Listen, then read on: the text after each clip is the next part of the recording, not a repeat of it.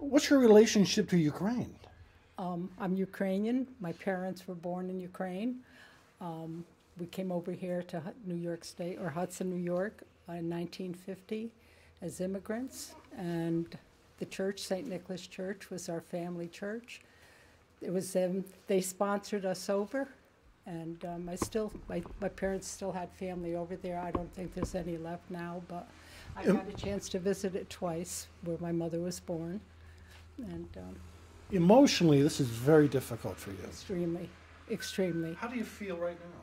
sad. My heart feels very sad, especially, we went up to Waterville Sunday to the Ukrainian church there. There were a few churches that got together, and we did some prayers with the church from Lviv at the same time through the screen. And we had a couple prayer groups down here, a couple prayer nights down here in St. Nicholas and Hudson. What's the one thing you pray for? Peace for everywhere, peace to let us live and just be ourselves and at peace. Ukraine is your home. Yes, I was born in Ukraine. I went to school to Ukraine. I became an artist in Ukraine, and then came to America as a student, and ended up meeting my future husband here. That's the reason I stayed in this country. I started my family here in Hudson, New York, but my parents, my sisters, their family, 4 little children, they are in Ukraine.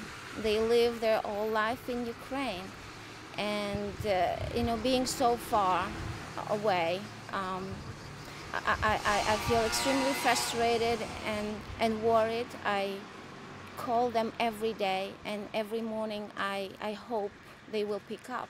What did they tell you? It's been going on for 8 years.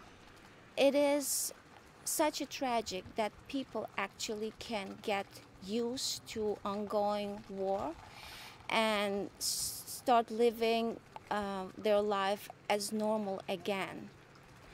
That's what's so scary about. I talk to my mom sometimes a few times a day, and she's telling me there's a christening she has to attend, there's shopping she has to do. She's trying to live her life.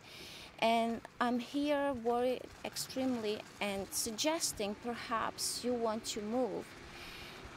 And she said, there's no way I'm moving. I was born here. This is my land.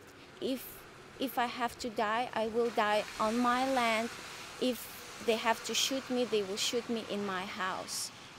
And then I'm speechless. There's nothing I can say after that.